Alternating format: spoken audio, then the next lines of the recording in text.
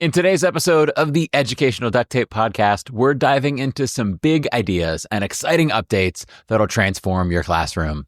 I'm kicking things off with a soapbox moment relating to a new CommonSense Media report about the gap between the AI awareness of teens and their parents, and what that means for us as educators. Then we'll explore 5 updates. We've got a game-changing differentiation feature in Google Classroom, a time-saving resource in Canva's Teacher Work Kit, an upgrade to Pear Deck with graded mode, a great learning opportunity from Google, and a powerful classroom culture strategy called Feedback Friday. When I think of my childhood, back in the 80s, I think of He-Man, Choose Your Own Adventure books, Michael Jordan, and the Book It program. Do you remember Pizza Hut's Book It program? If you are a child of the 80s, you probably do. Maybe children of the 90s do as well. If not, it was a program where you were rewarded for reading books by getting free personal pan pizzas. Now, the Pepsis and those classic Pizza Hut plastic cups, I don't think those were free, but the pizzas were, and it was a core memory for me. Book It helped me fall in love with books and pizza, probably. And I think that today's sponsor, Short Answer, will help your learners fall in love with writing. Just like how Book It helped us have fun while growing as readers by reading, and reading some more, Short Answer helps learners have fun while growing as writers by writing, and writing some more. And you heard me correctly, they've found a way to make it fun and engaging. With gamified activities and tools like peer feedback and reflection, students aren't just writing more, they're writing better and doing it in a community of writers. Short Answer helps students improve their writing in any subject, ELA, science, math, you name it. Teachers, try Short Answer for free at www.myshortanswer.com. That's myshortanswer.com. Use code Jake Miller Writes, all one word, Jake Miller Writes, for 3 months of premium access for free. So book it over to myshortanswer.com to see how they can help your learners love to write. Welcome to the Educational Duct Tape Podcast with Jake Miller. Hey there, duct tapers. Whether you are a long-time listener or you're tuning in for the very first time, welcome to the show. My name is Jake. I am a personalized learning and ed tech specialist and a former middle school teacher from Ohio. And by joining me here today, you are officially a duct taper. That means you are on board with the educational duct tape metaphor, seeing educational technology not as the end goal, but as a powerful tool like duct tape used to solve problems, achieve goals, and meet learning standards. So typically, I feature an interview with an awesome educator or sometimes pair of educators, but today I'm going to break from that pattern. Actually, I'll be doing that pretty regularly so that I can stick to a weekly pace. So in today's episode, I'm flying solo, and you'll see me do that every other week or so, do one of these solo episodes to save myself a little bit of time so I can come back to you weekly. I do have a soapbox moment today, though, and I've got 5 pieces of education news that I am eager to share with you, some that I'm really, really excited about in here. By the way, if you haven't heard my recent episodes, you're going to want to go back to hear the 2-part series with Adam Sparks that just launched over the last few weeks. So many amazing insights from that conversation. And next week, I'll be bringing to you a super episode featuring Team Ada Cat. That is husband and wife edtech duo Adam Juarez and Kat Goyette, in which we talk about accessibility tools. It's another not to be missed episode, so make sure that you are subscribed. All right, without further ado, let's get to today's episode. Oh, sorry, hold on. Let me just grab my soapbox from over here. Yeah. There we go. That's perfect. Climb up on there. I have that skibbity riz. Just kidding. Well, maybe not. Maybe I do have it, but I'm kidding by saying it. I should say, though, on a related note, if you think about how clueless most adults feel about their kids' slang, like skibbity riz, well, it turns out that they're just as clueless about their kids' AI use, and that's more concerning. Check this out. A recent report from CommonSense Media, which I will provide a link to, found that 7 in 10 teens, so 70% of teens in the study, have used generative AI tools. No, that's probably not that surprising to you. Also unsurprising, the report found out that the majority of the time, this is for schoolwork. That probably is not coming as a surprise to most of you. Here's the part that is surprising. This is the plot twist. Most parents don't even know their kids are using these tools. Only 37% of the parents in the study who have teens who are using AI are aware of it. So 70% of the teens are using AI. Of those 70% of teens, only 37% of their parents are aware they're using it. So teens are diving headfirst into tools like ChatGPT, AI-enhanced search engines, and even AI image generators for everything from brainstorming ideas to translating languages. And homework? You guessed it, that's the big one. More than half of teens in the study said they're using these tools to help them tackle their assignments. But here's what's striking. The adults are taking the L in awareness of what their kids are doing. Yeah, sorry, you had to go back to the slang there on that one. But seriously, there's a ginormous awareness gap between the teens and their parents. While their teens are busy experimenting with these powerful tools, a lot of them are flying completely under the parenting radar. Many of the parents are oblivious. Here's where we as educators come into the picture. Schools are still playing catch up. The same report found that 6 in 10 teens either said their school had no rules about AI or they weren't sure if there were any. Think about that. These tools are revolutionizing how students approach learning, but many schools haven't established clear guidelines or even opened up the conversation. And I think there's also a possibility that those rules and guidelines do exist and those conversations have happened, but they haven't been communicated to the learners, and that's problematic too. Now, when I call for guidelines or policies or rules, I'm not asking for a stern no AI policy. Definitely not. But I'm asking us to think through what's best for our learners and their future. So I recently saw Ken Shelton give a keynote presentation in which he shared one of legendary UCLA basketball coach John Wooden's favorite phrases, and it is so apt here. Wooden told his players, "Be quick, but don't hurry. Be quick, but don't hurry." Wooden used it to teach his players to act with urgency, but without carelessness. With urgency, but without carelessness. And isn't that exactly the mindset we need right now with generative AI? We have to act with urgency, but we cannot act with carelessness. We don't have the luxury of dragging our feet. We have to be quick. 70% of teenagers are using it, according to this study. But we also can't afford to rush into bans or rigid rules without thoughtful planning. We also can't rush into wide open use of AI in our classrooms either. We can't hurry. We have to be quick, but we can't hurry. We need to move quickly, yes, but with intention. We need to balance urgency with clarity, creating a framework that doesn't just restrict AI, but teaches students how to wield it wisely. And here's what we need to think about. Wooden's goal for his team was to score more points than the other team, right? That's how you win. That was his goal. So when he said, "Be quick, but don't hurry," that was his strategy to get them to winning basketball games. Being quick helped that. Hurrying did not. So we need to think about what our goal is. How do we want our decisions about AI to impact our learners today? Tomorrow? A week from now? A month from now? A year from now? 5 years? 10 years from now? What policies, rules, guidelines, and guardrails could we put in place today to make that ideal future happen? If we hurry, we'll skip considering these questions. We don't want to hurry, but we need to consider these. We need to do it quickly.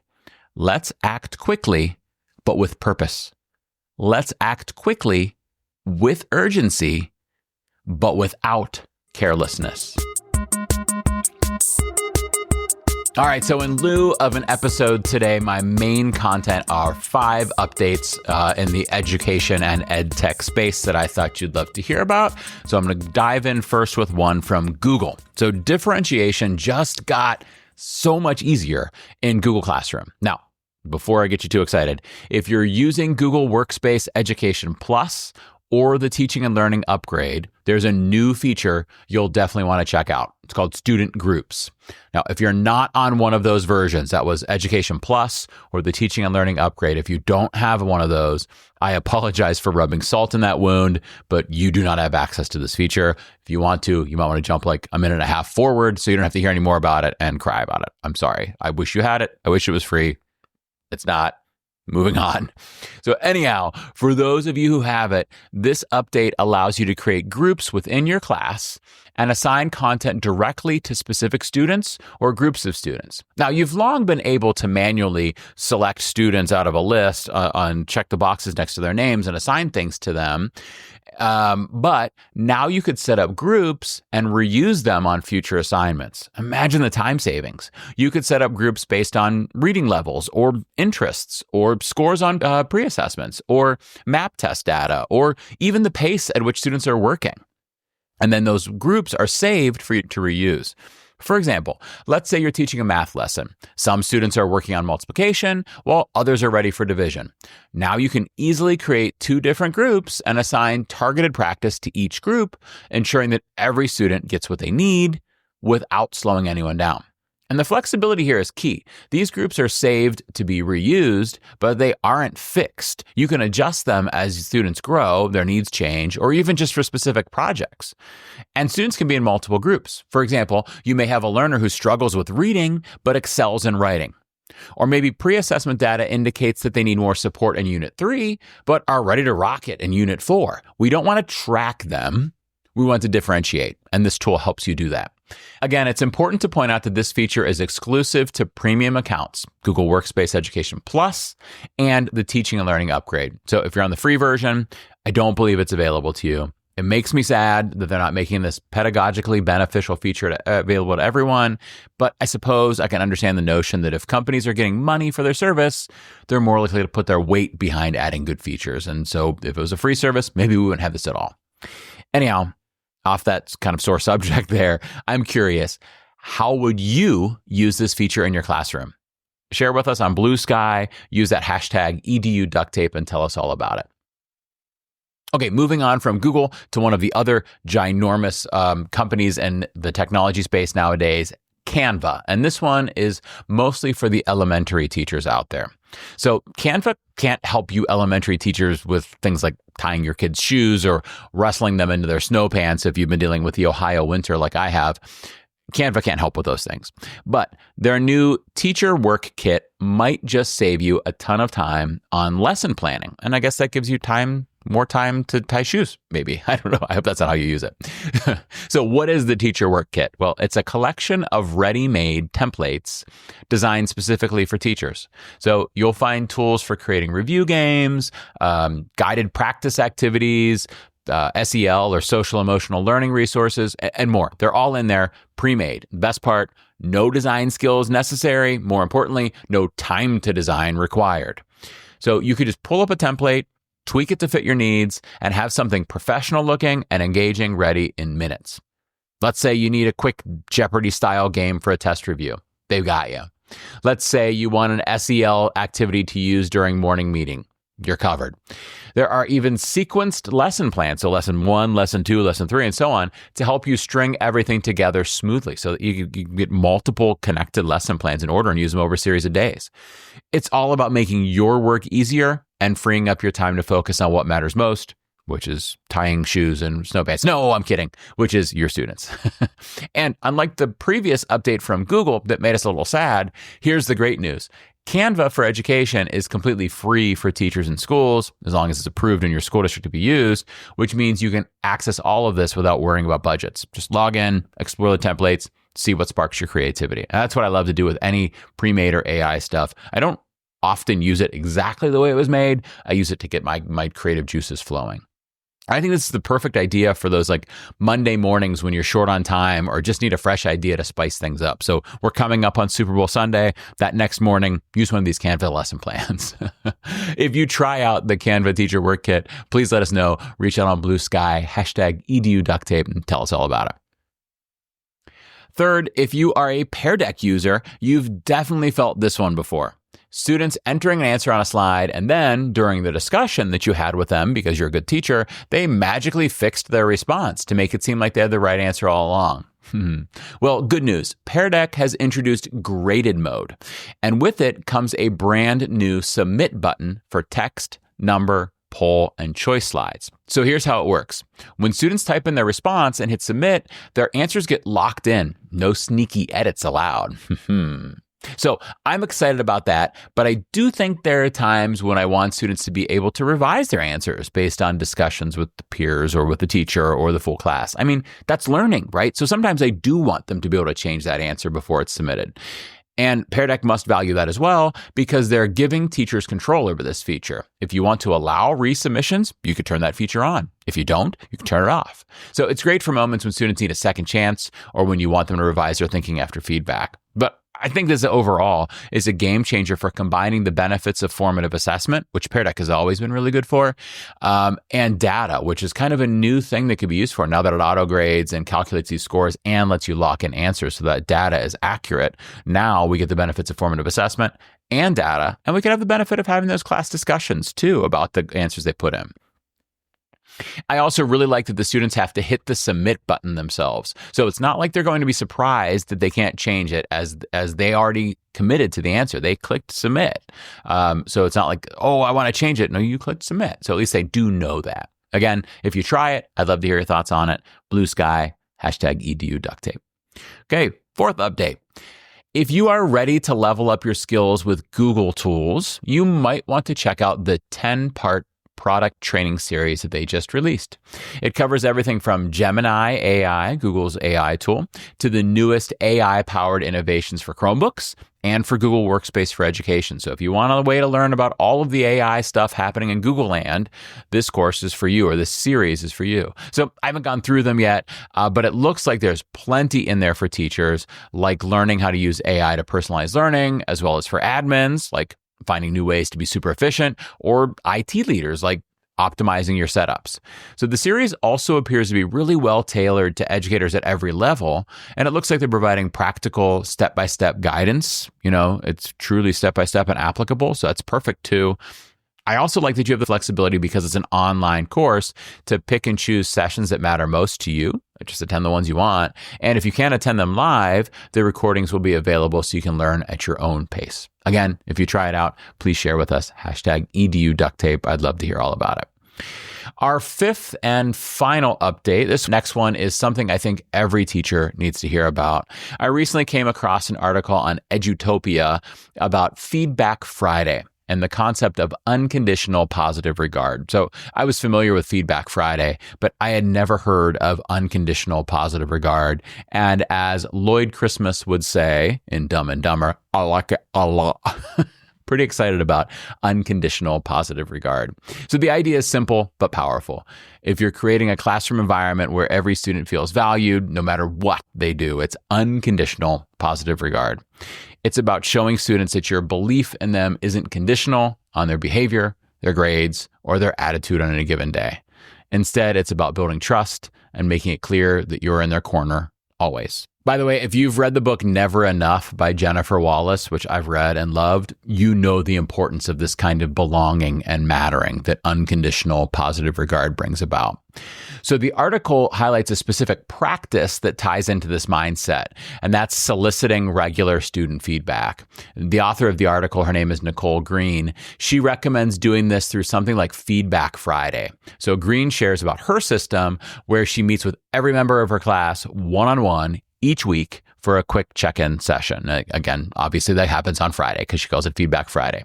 Now, Green has a small class. I think she says she has 12 kids or 11 kids or something like that. So really realistic for her to spend 20 minutes talking to all 12 of those kids. For a teacher with a higher number of students, that's going to be really tough. So if you've got a larger class load, you may not want to meet with each student every Friday, but you could meet with subsets, and you could use a tool like Google Forms to hear from everyone efficiently. Or maybe you meet with 3 students a day, and by the end of every 2 weeks, you've met with everybody. You could certainly have another system to make sure you hear from them all regularly. I think this process really could build a deeper connection and help you tailor your teaching to meet the needs of your learners. But most importantly, it gives students a voice. It shows that we value their voice. It's about listening and acting on what they share.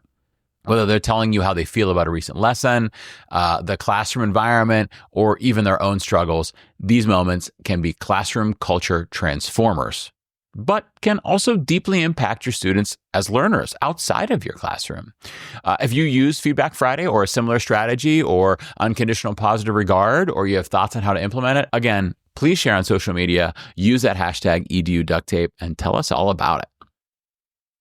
All right, folks, that does it for today. Thanks again to today's sponsor, Short Answer. You could find that code back at the beginning of the episode. Jake Miller writes at myshortanswer.com. Thanks to them for sponsoring today's episode. I hope that I will see you all next week. I guess I don't see you. You're listening to me. Neither of us can see each other. But I hope that you'll all return to the show next week for that awesome episode with Kat Goyette and Adam Juarez, Team AdaCat, as we talk about some amazing ideas from them about accessibility in the classroom. Some AI, some tech, some not tech at all. So please join us next week. Thanks for being here. Have a great day.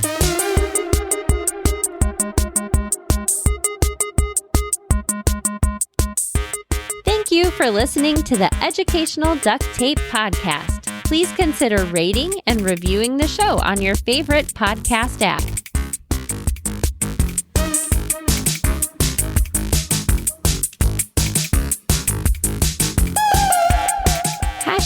#EduDuctTape.